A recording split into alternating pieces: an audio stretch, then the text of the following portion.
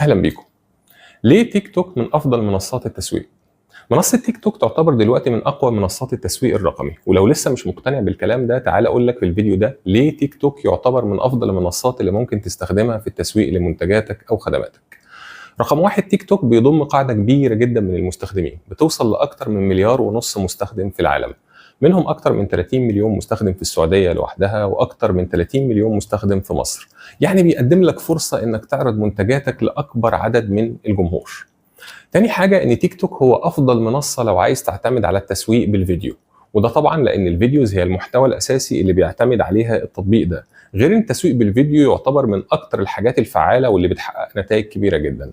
تالت حاجة وهي إن مميزات تسويقية كتيرة جدا موجودة في التيك توك وبيتميز بيها عن غيره من المنصات، زي فترات تواجد المستخدمين عليه، تواجده بقوة في معظم الدول العربية، وإن المستخدمين تقريبا من كل الفئات والأعمار والثقافات. رابع حاجة وهي إن خوارزميات البحث والاقتراحات الموجودة في تيك توك تعتبر سهلة جدا وبسيطة لو جينا نقارنها بالخوارزميات المعقدة شوية الموجودة في المنصات التانية، وده بيخلي عملية البيع والوصول للعملاء المستهدفين أسهل وبدقة أعلى كمان.